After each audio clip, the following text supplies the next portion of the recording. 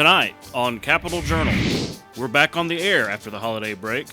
The legislature will soon gather for their organizational session, and we'll talk to key leaders about what to expect.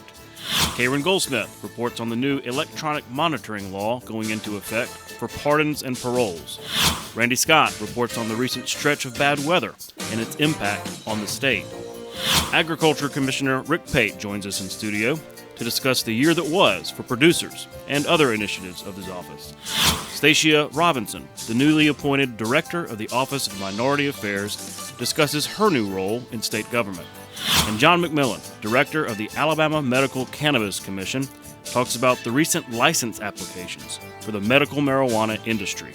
It's all next on Capitol Journal.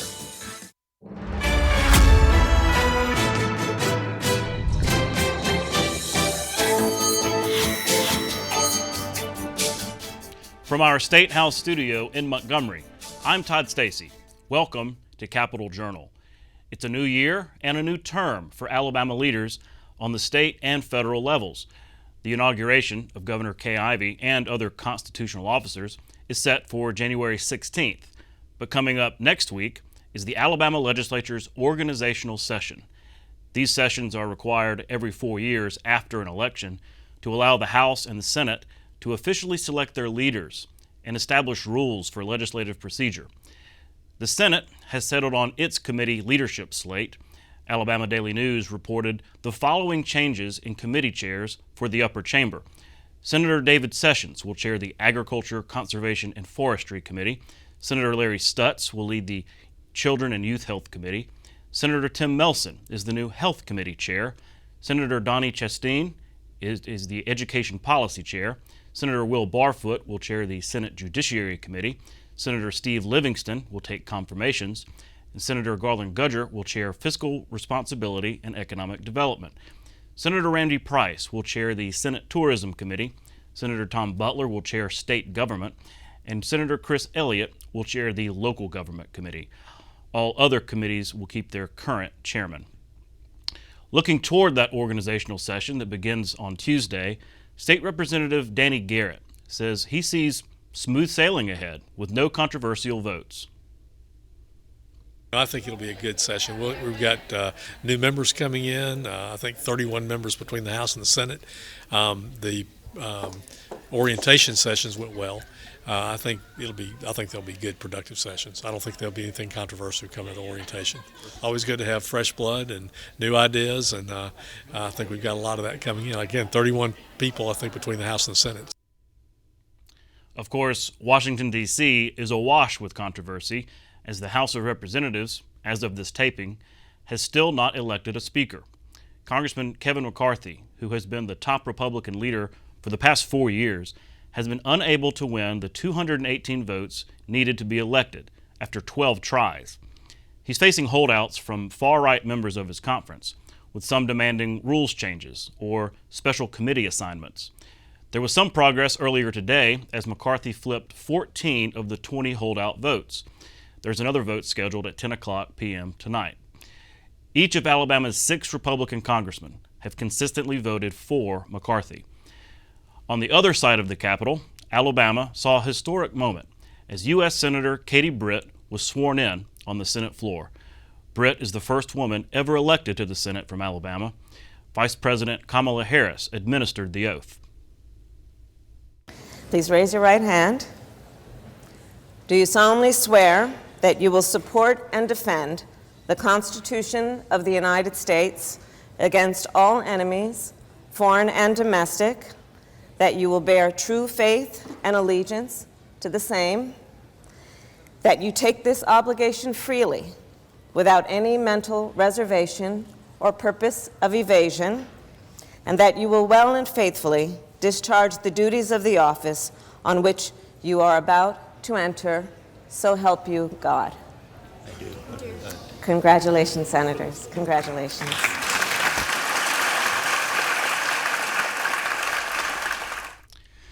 The new year brings with it new laws going into effect.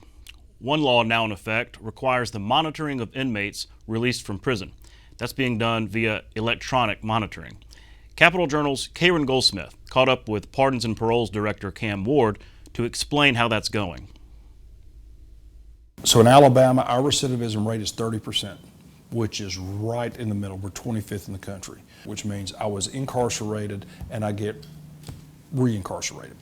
Our goal here is, I'd love to see that cut in half. I'd love to see us in the top 5 in the lowest recidivism in the country. Prisoner education, prison vocation or job training, and inmate counseling are tools often referenced in conversations about how to create inmate success when they leave prison, including those leaving under mandatory release, which is an automated release process for those inmates nearing the end of their sentences. And now Alabama's Bureau of Pardons and Paroles has another tool in that toolbox: electronic monitoring. In the 2022 legislative session, lawmakers expanded mandatory supervision. The number of people that we're going to have to supervise are coming out on parole, but as an added measure to increase safety and increase how we can monitor them, the legislature requested that we start putting electronic monitoring on everyone who will be on mandatory supervision. The Pardons and Paroles Bureau Director explains mandatory release. What that usually means is someone is due to end their sentence at, say, 5 years, and instead of ending at 5 years, they end at 4 years and 2 months, 4 years, 6 months, whatever. And for the rest of their time of their sentence, they have to be electronically monitored. And who qualifies for the monitor? It typically is nonviolent populations, low risk for recidivism, and that's what the legislature's decision was, and we're going to do our best to enforce it. He shares that an ex-inmate's crime and likelihood to reoffend determine how long an ex-inmate wears the monitor. And everybody's evaluated differently. It depends on your risk assessment. So it's not a cookie cutter like everyone's monitored for a certain period of time. Some people may be monitored for 3-4 weeks. Some may be monitored for months and months at a time, depending on, again, their risk assessment for going back to jail or prison. This monitoring program starts the 1st of next month. I know initially you'll have at least 500 to 600 people right out of the gate that'll be monitored. But over a period of time, again, I think you're looking at 3,000 to 4,000 people a year. For Director Ward, it comes down to this. In my opinion, our number one mission at Pardon and Parole, the Bureau of Pardon and Parole, is what do we do to make sure someone doesn't go back to prison? And sometimes that's help, sometimes that's supervision and enforcement, sometimes it's treatment, depending on the individual case. I think this is a good tool to help public safety. I think it's a good tool to help us reduce recidivism. We just have to be efficient and smart in how we do it. For Capitol Journal, I'm Karen Goldsmith. Recent storms in Alabama have been costly and deadly. First responders are emphasizing that people need to pay attention to severe weather reports and take warnings seriously. Capitol Journal's Randy Scott reports. Beautiful blue skies and bright sunshine cover East Montgomery, but if you look closer, you'll see the unbeautiful scenes of destruction. This area off Taylor Road was hit by an EF1 tornado around 3 a.m. Wednesday morning. Crews worked to clean up debris scattered throughout the area and start repairs on some spots. Damage at several baseball fields tell the story of how strong and quick the storm hit. On the other side of Taylor Road in the Halcyon subdivision, the damage is more striking. Homes hit hard by the more than 100-mile-per-hour winds were blasted. Cleanup crews and residents work to get things back to normal as soon as possible. Montgomery EMA. You'll also find first responders on the scene to help with the cleanup effort. Montgomery EMA Director Christina Thornton is there to inspect the damage firsthand. It only takes a moment. It only takes a tree to fall a certain way, debris in your yard to come through a window. There's so many people that said they were laying in their bed and the glass from their windows blew all over them. Thornton says this is why people should take weather warnings seriously and put emergency plans in action when hearing those alerts. Please get to your safe place. When you hear, and I know that the warning didn't get here fast enough, but pay attention. Have somebody that's staying up watching this weather. Thornton adds there were a few minor injuries, but this event should serve as a wake-up call. Especially when we're saying it's a significant weather. It's not a cry wolf thing. We're really trying to save lives. For Capitol Journal, I'm Randy Scott. Several Central Alabama colleges are partnering with area law enforcement agencies to help prevent crime on campus. Troy University, AUM, Huntington, Faulkner, and Alabama State have signed a memorandum of understanding to establish a line of communication for investigating crime on campus and for sharing education and training resources.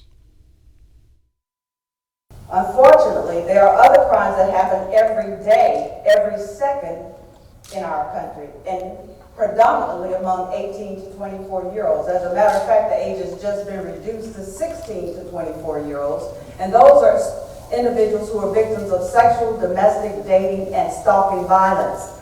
This collaboration amongst the different agencies is going to allow us to share resources to not only take care of a person who's a victim to get them through the incident, but also provide for their spiritual and mental and physical well-being after an incident. What you see here on this stage is quite simply partnerships. And together with partners, communication, we would like everyone to know that what you see here is action. We are here for action. There's nothing that will happen here that we won't communicate on. There's nothing here that will happen that will be isolated and kept with one agency. We will communicate, we will be broad, we will be open, we will be transparent. The Alabama Medical Cannabis Commission says it has received 94 applications for medical marijuana business licenses. There are several different types of licenses the commission will award and regulate. There were 12 applications for cultivator licenses, 12 for processors, 18 for dispensaries, 11 for secure transporters, 3 for state testing laboratories, and 38 for integrated facility licenses. The commission is scheduled to award licenses in each of these categories at its June meeting. And I'll speak with Commission Director John McMillan when we come back. You can watch past episodes of Capital Journal online at video.aptv.org. Capital Journal episodes are also available on APTV's free mobile app. You can also connect with Capital Journal and link to past episodes on Capital Journal's Facebook page. And you can listen to past episodes of Capital Journal when you're driving or on the go with Capital Journal podcasts. Next, I'm joined by John McMillan, Director of the Alabama Medical Cannabis Commission. Mr. McMillan, thanks for coming on Capital Journal. Thank you. Good to be with you. Appreciate you letting us come by. Sure. Well, I wanted to have you on because it's pretty topical. The deadline for entities to submit applications for licenses, for cannabis licenses, was December 30th. So that deadline came and went. You announced you had 94 entities apply for the various kind of licenses. Walk me through how that went. It went well. We were a little bit surprised that so many licenses were kind of late coming in, but that's fine. Just to give you an example, I think when we got to work on the morning of the 30th, we had 19, and by the time 4 o'clock rolled around, we had 94. So they did come in at the last minute. Kind of like, turning in your paper. You wait to the yeah, for some reason, I don't know. It's just something about us human beings and deadlines. Well, I know, because we reported that Monday that there were only 10, and I can't tell you how many emails I got, from various interests saying, only 10, my goodness. So, yeah, a lot came in at the last minute. And, of course, you've got these licenses apply to different types of the industry, right? You've got the cultivator. Does that mean a farm? That's the folks that grow it. Okay. Yeah. And a processor is? The folks that take it to the next step and start to make products from it. I see. Then you've got transporter. Need a license for that because this is obviously a controlled substance. Right. Dispensary, those are the stores, I'm guessing. That's right. It's the only way it will be sold. And then what's called an integrated license, and that's kind of the whole thing. Seed to sale, that kind of covers the whole spectrum. So that means one company owns the farm, owns the processing, the transporter, and all that. Do the whole thing. Well, I was looking at the number of dispensary applications. 18 companies applied for dispensaries. That number kind of seemed low to me. Did you have that reaction, or does that mean only 18 dispensaries will be located throughout the state? No, actually, if the commission issues all of the licenses that we're authorized to under the legislation, we would have 37 dispensaries around the state, which is probably too small. At some point, I think we'd probably have to add dispensaries. I was going to ask that. I mean, will there be like another round next year or in a couple of years? Will there be another chance for companies to come in and apply that maybe didn't this time around? Yeah. The dispensaries is the only area that the legislation gives the commission the ability to add as demand grows. Any of the other licenses, if they're going to exceed the number legislatively authorized, it's all up to, like we talked about the integrators, 5 of those up to 5 is the way the legislation is written. So we may or may not issue all of those depending on the quality of some of them and that sort of thing. And am I correct that these dispensaries will go to cities, municipalities, who themselves have passed an ordinance allowing that kind of thing, right? Yes, that's in the legislation as well. The legislature said that the cities and counties or counties had to approve the location of dispensaries.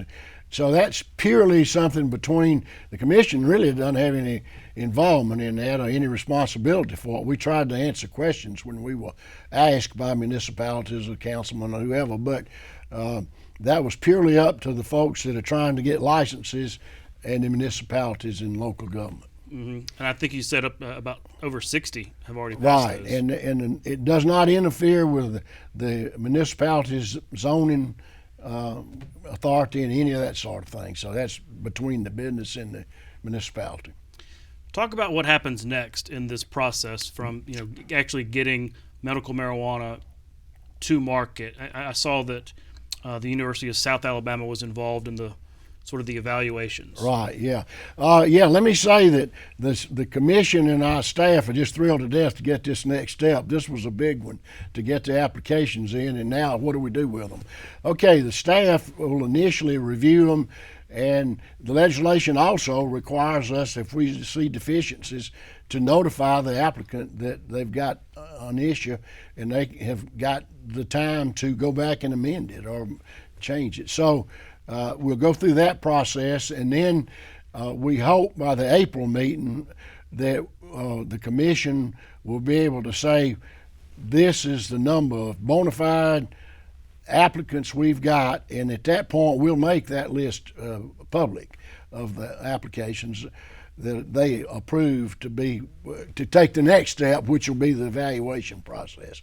So we're working with the University of South Alabama to identify, recruit, and train evaluators with expertise in the different areas like financial, business planning, security, and cultivation, and all those different areas that the individual licenses pertain to. Mm-hmm. Talk about the University of South Alabama. What's their role, and how did that come about? Well, now President Bonner down there was in the administration, as you know, when the legislation was passed, knew everything about what went on with the debate and what the legislators were thinking and all of those type things. So our staff came up with the idea that might be a good way to get evaluators is use our universities in the state with their expertise, plus some other folks as well. We've got some other experts, but there are a number of folks that are very capable of doing that, and they have so we ran it by President Bonner just to see what he thought about it, and by the end of the conversation, he had agreed to sort of head that up in communicating with, reaching out to the other universities and that sort of thing. So we have an MOU with them to do that, and we had a conference call with them yesterday, and that's coming along well. We're pleased with it and think that that's going to be the way to go about this evaluation process. I know you've said it before, but I'm going to get you to remind our viewers, when all this is said and done, when all the steps are taken, what is the soonest that these medical marijuana products could be bought and sold here in Alabama? Yeah, we believe about a year from now we'll be ready, December or possibly January, but our target date is December of 23. Okay. Well, I'm curious about your thoughts on how this law is working. Obviously, the process is not finished, but the legislature is always tweaking things, and I'm curious if even now, up to this point, you've come across things that, well, maybe this needs to be tweaked in the law or things like that. Or has that happened yet, or do you think that's further down the line? Let me go back just 1 second and say that we are aiming to have the commission approve the licenses at our June meeting. So that's between there, we got to start the process. Okay. But getting back to your question, yeah, there's some things that we would like to see changed. The commission would like to see changed. We've looked at those and talked to them, but our number one goal is to get this agency and this program up and running. And by doing that, we think probably some other things will come up that we think should be tweaked.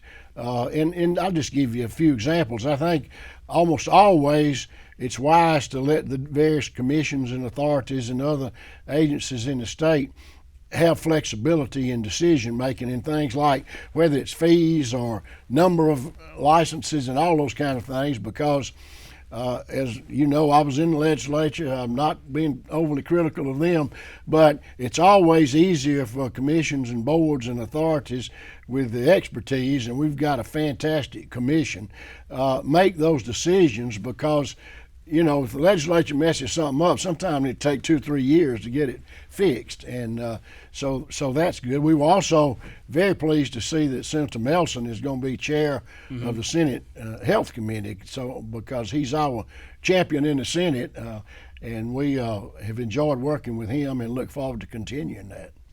But you don't expect any tweaks in this upcoming session, do you?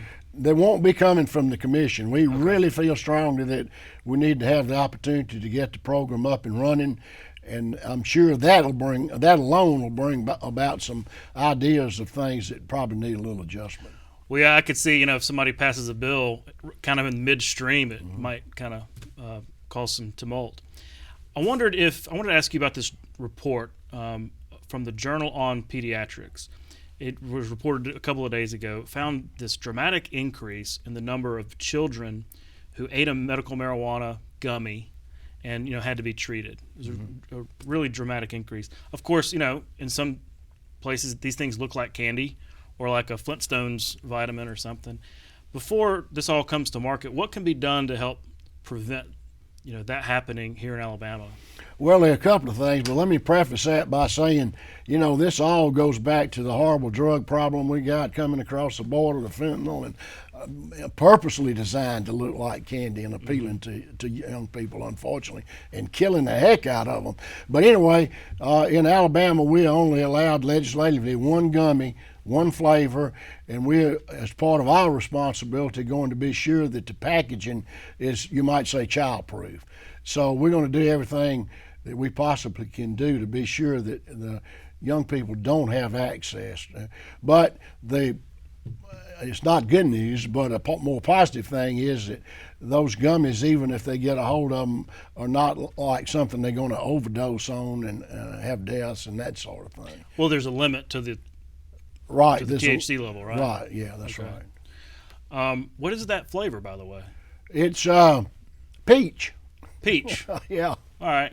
Well, when I was a kid, that was not exactly my favorite flavor. So well, look, a lot of good information on this new endeavor, this new industry in Alabama. I really appreciate you coming on Capital Journal to educate our viewers. Thank you. Appreciate us giving the opportunity. All right. Thanks. We'll be right back. You're watching Alabama Public Television.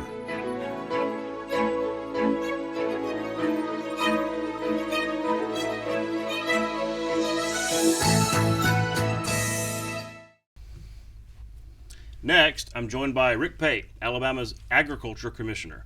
Commissioner, thanks for coming on Capital Journal. Well, thanks, Todd. Been looking forward to it. Glad to be with you. When we say Agriculture Commissioner, I'm not sure everybody maybe understands the full scope of your job and your office. Can you kind of walk through the high points of sort of what your office does and its role in state government? Well, I'll try to condense it because It's a we lot. really touch everybody's lives every day. You know, there's a lot of departments that are important and do important stuff, but we literally touch every citizen in Alabama's lives multiple times in a day, whether that's food safety, because we have the primary responsibility in cooperative agreements with FDA to protect the food safety in the state of Alabama. And I'm proud to say, you know, it makes headlines if somebody actually gets sick or much less would die from the food they ate. We have the safest food supply system in the history of mankind. So obviously we touch people's lives that way. We, of course, responsibility for weights and measures. Some people are aware of the little stickers on the gas pumps, but really everything that's weighed or measured that goes into commerce. So whether you're buying bananas at Piggly Wiggly and they go on that little scale and they're sold to you by how much they weigh, you know, we regulate all of that. And so we just touch people. Poultry, a huge part of our responsibility to protect the animal industry in the state of Alabama. People just don't realize poultry represents probably 12% or so of the economy of the state of Alabama and jobs and the economic impact. And so we've been able to avoid getting any of this high-path avian influenza in our poultry industry. We're proud of that, proud of the steps that our poultry industry has made for biosecurity, because that hadn't been the norm across the country. We've had tremendous amounts of poultry had to be depopulated in the Midwest. Well, and I want to get to egg and poultry here in a minute, but I wanted to ask you just generally, I know it's been a few months really since the last of the harvest. You know, cotton come in. I saw the photos of I just love the photos when the cotton crops come in, but I know that's not the only thing. You get soybeans, you got all kinds of crops. It's tough to generalize. It's a big state with lots of different products, but just generally walk me through what kind of a year in agriculture we had in 2022. I think most economists would say overall it was a good year, and I'd say the last 3 years have been good. Farm incomes are up. I mean, every individual farmer's got his story, whether it was fertilizer prices or seed prices or parts they couldn't get. But in general, it's always something. Weather mostly cooperated. We had a fairly dry fall when people were picking cottons and trying to get peanuts in, and so. But commodity prices were good. You know, obviously a lot of the commodities are sold on the world market, and the things happening in Europe impact us to the, I guess you'd say, to the positive. There's tremendous demand for obviously wheat, but really everything, and everything's even trending well. Cattle's been kind of our outliers, kind of been flat, but we're seeing now with the droughts in the Midwest that lots more females are being put in the feedlots, and when that happens, that'll be fewer calves are being born this spring, and so it's all supply demand. So I actually anticipate in the next 2 or 3 years those prices continue to climb on the wholesale level. You mentioned fertilizer, and I remember talking to Jimmy Parnell last year, really as that was just going through the roof. He talked about just what a real problem that was for a lot of farmers. Where are we now? Has it started to come back down, the fertilizer prices yet? Well, no, I wouldn't say it's come back down. Really, we're afraid in the spring we wouldn't even be able to get enough, and so really we were. Yeah, the supply problem. So much of that is because on a national, or international, and but yeah, we kind of got through it. I mean, obviously it impacted the input costs were higher, but as long as it's commodity prices on the back end are still good, then most of our farmers were able to absorb that. And I think we just did a better job of using fertilizer. Where when it was a little cheaper, maybe you put a little extra out. Now you put the exact amount that's recommended. You know, try not to waste any. So. But yeah, I don't anticipate that getting a lot better. I think we might have to live with that a little bit longer. Interesting. That's an interesting point about making do with what you got. I know that hurricanes, tornadoes, floods can be a real problem for farmers throughout the state. What kind of year did we have in 2022? Because I remember Michael coming through was a real devastating thing down, especially in the wiregrass. That was like 2 years ago. Well, that was actually 4 years ago, because that was right before I came in. Oh, and really? I actually That's right. was down there, and And so I was so optimistic because they were going to give us a block grant. We were going to get that money out so fast, or the farmers in Houston and Geneva and those counties down there. And I think it was 3 years later before we ever got that money. Really? But anyway, that's more of a federal program to the WHIP program, to wildfire, hurricane programs, insurance programs. But but obviously that's one of those variables, probably rain and storms, especially at the wrong time of year, some of our big variables that farmers have to deal with. You were talking about egg and poultry and the avian flu issue. I know that y'all have done some advisories about this kind of thing. Folks go to the grocery store, they see really high prices for eggs, kind of sticker shock. What's going on there, and what's the future hold? Well, that is all supply and demand. Avian influenza has really hit our table egg production in this country, in the Midwest. We produce very little in Alabama, and so we've been able to protect our broiler industry, and so poultry, chicken prices in the grocery store have been fairly stable, and there really hadn't been any shortage. But I think I saw some numbers that we had depopulated like 22% of the poultry that produces table eggs, and so obviously that's just a supply and demand thing. We got Easter coming up, which is normally when egg prices spike the highest anyway, so but the demand seems to be pretty stable. People are buying them even though they're higher. And of course, you go into November, December, a lot more cooking and baking, and the people using eggs and more ingredients. And so I think it'll come down, but it takes you 4 or 5 months to raise a replacement chicken to lay eggs, and that chicken will lay about 24 eggs in a month. So you take one hen out of production, it takes 24 eggs. Not like with meat, you just eat it one time and it's gone. You're actually taking a means of production away when you depopulate table egg chickens. And so I didn't know that. We were talking earlier. I didn't know that Alabama really doesn't produce that many table eggs. It's more poultry for meat. We call it broilers, and so okay. we're a broiler state, and that's what I grew up. We had 4 broiler houses, and but that's really what we are as a state, and the South in general. Okay, interesting. Let's talk about school nutrition. Your office has been working with schools throughout the state to really make sure that what kids are eating really can be raised from the farm to the schoolhouse. Talk about this program and how it came about. Well, when COVID hit, everybody kind of remembers we were going to send the kids home 3 years ago, but we were going to keep feeding them. Somebody decided, so now we're going to have them herded up every day. We're going to have to give them food for a week at a time. And so we started at a department thinking this is a great opportunity for Alabama producers.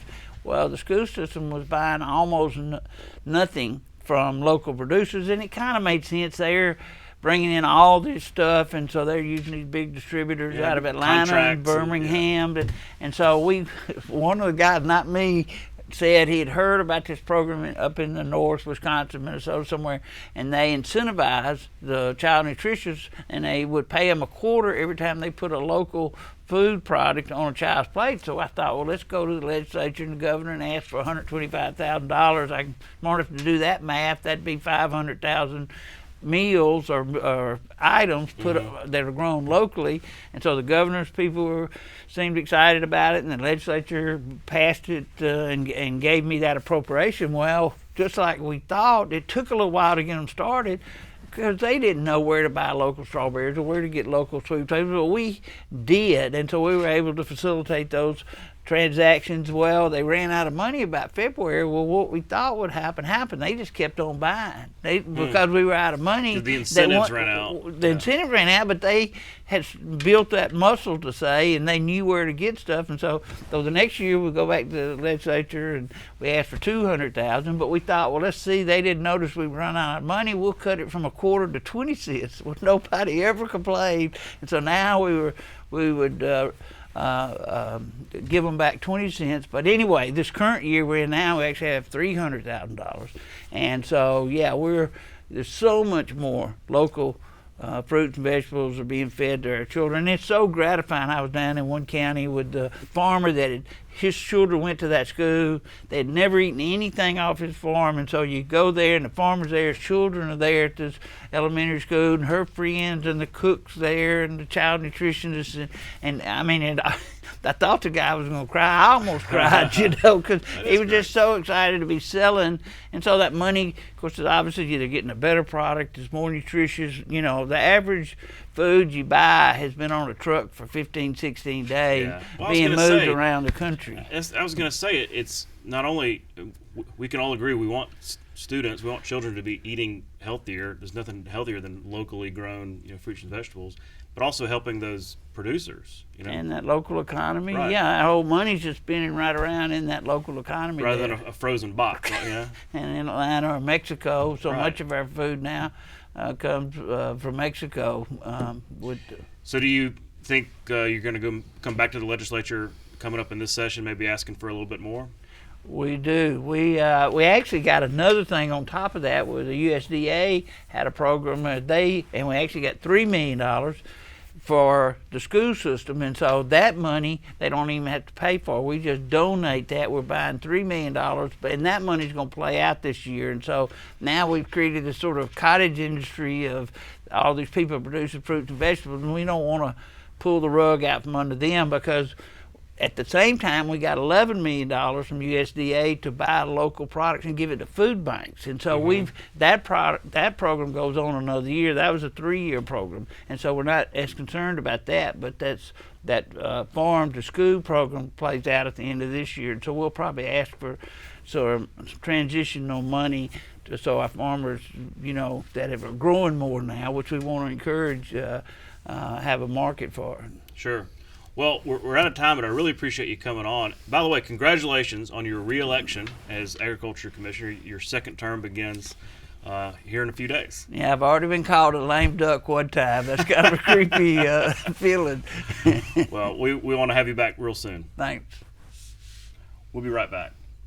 You can watch past episodes of Capitol Journal online anytime at Alabama Public Television's website, aptv.org. Click on the Online Video tab on the main page. You can also connect with Capitol Journal and link to past episodes on Capitol Journal's Facebook page. Next, I'm joined by Stacia Robinson, Director of the Alabama Office of Minority Affairs. Stacia, thanks for coming on Capitol Journal. Thanks for having me. I'm excited to be here. Well, and congratulations. You're the newly appointed director. Sworn in just today, is that right? Exactly, just a few hours ago. Well, that's great, by Governor Ivey. Tell me more about your background that you bring to this job. I understand you're from the world of small business. Yes, I'm from the world of small business. I've been a small business owner since 1991 here in Montgomery, and had a chance to do a lot with not only that business that I started back in 91 with, which was B&I Business Network International. I opened a insurance agency in 2000, and I actually ran 2 businesses for 15 years. I don't recommend that to anybody. And I sold my B&I franchise back in 2015, and now this is a new appointment, a new adventure, and I'm excited to bring that to it. I also do a lot of volunteering in the community. So I've been on a lot of different boards, Chamber of Commerce, I've been on the BCA board, Business Council of Alabama, Industrial Development Board. There's several, and that brings a lot of perspective for me to this position. Mm-hmm. Well, tell us more about the Office of Minority Affairs. This is a fairly new, 2016, right? Yes, so tell me more about what its role in state government. It was stood up to actually provide policy to the governor in the areas of empowerment, education, health, justice, and economic development for women and minorities. And so we have done several things on behalf of this office for HBCUs, education, co-op tours. We've done several things that I'm just now getting my feet wet about. Mm-hmm. Tuesday was my first day. And we're going to make sure we make impact in all of the areas that I just talked about in some way, some fashion. Mm-hmm. Yeah, I was checking out the website earlier, and you talked about economic development Yes. and employment. We have, right now we're at a historically low unemployment here in Alabama, which is great news. But if you look at rural communities, the Black Belt, places with predominantly African American, it's highest in those places. We hear about it all the time in this building when talking about economic development. So how do we get more economic opportunities into those rural areas? I think you're going to be seeing a whole lot more connecting infrastructure to those areas, and certainly you have to have an economic engine that drives a community and identify the people there who can work when those engines are actually developed and sought to be there. I'm expecting that we're going to hear a whole lot more, since the Black Belt is always in the forefront of the state, to actually identify ways to build up a community. You got to have an economic engine, you need an education background, all of those things tie together. I do know that the governor is putting some infrastructure in place for broadband. All of those things, again, tie together and connect to build a community to be better. Yeah, lots to talk about broadband, and everybody says you can't really have economic development. You can't have really. It affects education. It affects healthcare unless you can connect to the internet with high-speed internet. Exactly, and you're seeing a lot of environmental development in the Black Belt. That's huge. There's not been a lot of money spent in the rural area for things like sewer lines and all that kind of stuff. I think you're going to hear a whole lot more about that. And of course, our office wants to be a part of making sure that all of those things are going to be done. We're going to baseline a lot of those things and identify really what do we have in place. What are the numbers? How many people don't have an opportunity to work, as you already stated? What is their education opportunity and access? All those things have to first be identified as to what is, so that we can improve on those situations. Yeah, it's interesting you talk about that. We did some reporting on Nick Moore and the workforce development efforts they're doing, looking at benefits cliffs and basically barriers that maybe we haven't thought of in the past that keep people from entering the workforce. And it's really exciting stuff, and like I said, stuff we haven't really considered before. Let's switch gears. I want to talk about race relations in general. It's been about 2.5 years since George Floyd, since the height of the Black Lives Matter movement. Would you say that race relations here in Alabama, we don't have to worry about the whole country, but just here in Alabama, have race relations gotten better, gotten worse, stayed the same? What would you say? I would say that what is unique in Alabama about race relations is that everybody white knows somebody black that they actually like, and everybody black knows somebody white they may like. They may not like black people, or they may not like white people. But the idea that people actually know people of the race that they can actually talk to helps the situation when we have some tough conversations to have. As far as race relations, it really does boil down to making sure that you have people that you could trust who actually do want to see things improve and keep the conversations going and address, in this case, one of our responsibilities will be justice. People have to be aware of what the actual dynamics are, and I would say that there's a perception on both sides that things are worse, quite frankly, because you see that in the news. But I can also say that there are efforts for people to keep improving conditions so that people don't have to continue to scream and fight about it being bad. So that's a long answer for is it better or worse. I think as long as we continue to keep bringing dynamics and issues and numbers to the fore, we can start to improve bit by bit. Well, it's a long answer because it's a complicated subject. It's a complicated subject, yes. As we were talking off camera, I mentioned I grew up in Prattville, and I just forgive this digression, but so in high school, I was SJ president. I wanted to figure out what are the issues facing the schools. So we sent out this little survey. What issues matter to you most? I mean, it's high school stuff, parking and lunch, lunch food, and all this. But I put in there race relations just as an option. And what was interesting is all the black kids chose, or a lot, chose race relations. None of the white kids did. And it was always been interesting. That was so many years ago, but it was always interesting to me because it's the same school, same kids, they're all in the same class, and they're seeing two completely different situations. And so it seems to me that sometimes we talk past each other on this issue and maybe don't talk about it because it's uncomfortable. We probably don't talk about it because it's uncomfortable, but there's also some space to discuss awareness on behalf of white people that here's the experience to acknowledge about what black people deal with day in and day out. You don't have a chance being black to not have to deal with bias or prejudice or, all those things. I would say that on behalf of the state of Alabama, as an example, I know that the law enforcement is trying to address some of that in terms of they're the first ones you think of when you think of bias. Sure. But then that happens stop. Exactly. It happens in the workplace, though. There's a lot of awareness that I feel like we, on behalf of this office, will be able to bring to the table. But we also have to do just what it sounds like you all were willing to do in the high school. Start talking about it. So I have to ask the question of you, when you actually got the survey and that was the answer, what was your response?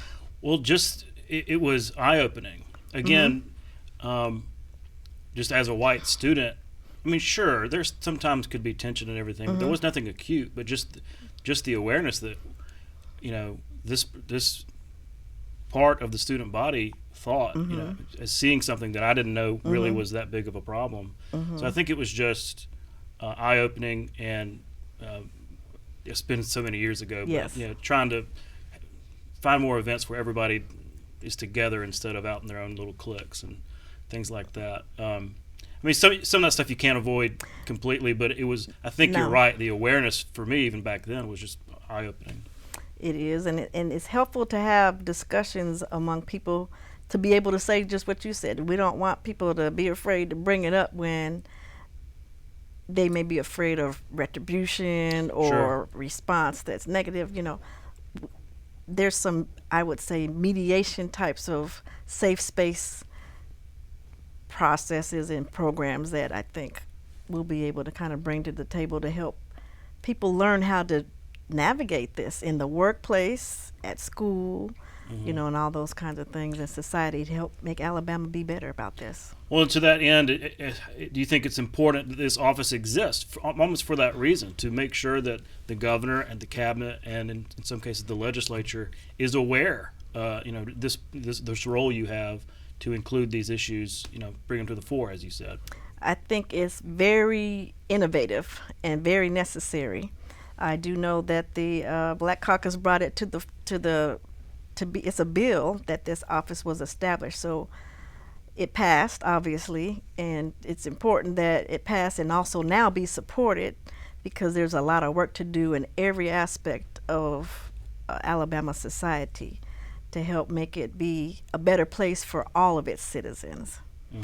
And of course that includes women, minorities, all minorities, and everyone have to feel like not having to answer the survey like you did, that's still a problem. So yes, it's very important that we have an office such as this. You mentioned women's issues, so I want to switch gears to that real quick. The wage gap, that's one of the biggest issues when it comes to women. And there's this wage gap task force. They've been working really for the last year on some proposals. They're going to be offering the legislature some policy things, some recommendations, I suppose. So I guess the question is, what can government do to really close that wage gap? I mean, we're a free society, we're a capitalist society. Is it more government? Is it more societal? Is there a combination of the two? I think it's a combination of the two. I actually also think it starts with some of the awareness and education of it, particularly for women. I know there's a book that I've read that called Women Don't Ask. And it talks about the fact that women, because of how we're acculturated to take care of the home, we don't necessarily ask for it when it's time to ask for a salary. We don't ask for an increase. men automatically go in and negotiate their salary. Well, if you go to work and we both have the same education, and when it's time to negotiate for your salary, I don't ask and you do, we already start below. Right. That makes a lot of sense. And so we don't necessarily have a chance to make up the gap difference if we as women don't learn how to ask and be aware that we should ask, when you consider that women are actually responsible for a lot of the resources. That also unfortunately extends even in the business community. Turns out that of all the venture capital asked for, women only ask for 3% of venture capital available. They may be starting businesses and all of that. So it's a huge issue for us to make women aware of how to ask, negotiate for a salary, and not only for salary, it's even conditions. Sure. And Flexibility. Flexibility, things like that, that I want to be home. You know, guys, y'all are good at asking about that. And the book actually goes into an interesting detail to show how that happens. As an example, women are responsible for the home. Doesn't matter how much you make, you know, rich or poor. We take it personally about how our house looks, people come over and all of that. Men are typically responsible for bringing home the bacon, but also getting the yard cut. Well, you'll go pay a guy to go get the yard done in a minute, but women aren't going to just let anybody come in there. So you're used to having it be separate from you. You don't take it as part of your identity, how much you're getting paid. And so when you look at the wage gap issue over time, it hasn't changed much at all over the history of women working, between how I think women are, I believe the number is like 75% on the dollar of what men make. It stays low even though we're asking for the wage gap to be closed. But we've got to start earlier, talking to women and having them be aware of how to ask for what they need for doing the same kind of work. That's really interesting. And yeah, the issue of childcare, I think really, yes, I think COVID really put that in the face of a lot of it did. And coming back to work after COVID, really specifically, because suddenly people are expected to be back in the office, but you know, schools were closed and all that. And what do you do? Right. And I actually think I would bring to the conversation a perspective that I think is interesting, and that's the military. As far as childcare is concerned, the military always has been innovative in that very kind of thing. They make childcare available on a sliding scale to all of its members because they have to be at work. And so just the concept of making it fit in to be accessible to everybody. And of course, you're talking about transportation. That's another aspect of workforce development and all of that. Child care is huge. There's a lot of aspects and layers to that very question. There's a lot of people watching that can identify with this. While I have you, I know we're going long, but I wanted to talk about education because that's another one of your planks. Yes. And, you know, it's funny. We've been, the new legislature's coming, and they were here a couple of weeks ago going through orientation. So we got to meet some of the new lawmakers. And it was interesting to me because Republican, Democrat, white, black, when you asked them what the most important issue is, they said education. Yes. They want to improve education. And some have some really specific school problems or ways. We also reported on some interesting things going on here in Montgomery with these conversion charter schools. It's not a new school. This is an existing school that they're they're kind of redoing the basics and redoing how it seems to be successful, and at least in the early stages. Do you think that's something that should be replicated in other parts of the state? I wouldn't say necessarily replicated as much as certainly made more aware of. Okay. People need to be aware of how successful and what elements of it make it successful. One of the things to avoid as you're talking about what program or process to put in place is to not start out by having people be defensive about what is happening or not doing. Really what I think it boils down to in the success of what I've seen at Davis is that's one of the first ones, conversion charter, is that the dollar spent is the same dollar for every kid. Everybody has equity in what's being provided for resources, teachers, and funds. I think that's the key to changing some of the things we have in education. You have a huge disparity in the education system among, it looks like it's related to race, but it also is related to economics, poverty and all that. Exactly. Yeah, they're going to invest more. Yeah. Exactly. So those are some of the other elements that sometimes don't seem to be discussed when you're talking about how to improve education. And I just like to say that no one program is the way to do it. I would say most of all, it's also our mindset as a society. We've got to decide that every child deserves an education, a quality education. And until we do that, then it's going to be just a fight all the time. Well, yeah, it's a long-standing issue. We're out of time, but I've really enjoyed this conversation. Thanks so much for coming on the show, and we'll have you back on soon. Thanks for having me. We'll be right back. Created by the U.S. Congress on May 18, 1933, the Tennessee Valley Authority, or TVA, is the nation's largest public power company and a world-renowned regional development agency. It operates hydroelectric dams and coal-fired and nuclear power plants in northern Alabama and other southern states. TVA also manages the Tennessee River for flood control, navigation, recreation, and water quality. That's our show for tonight. Thanks for watching. We'll be back next Friday night at 7:30 and Sunday at noon, right here on Alabama Public Television. For our Capital Journal team, I'm Todd Stacy. We'll see you next time.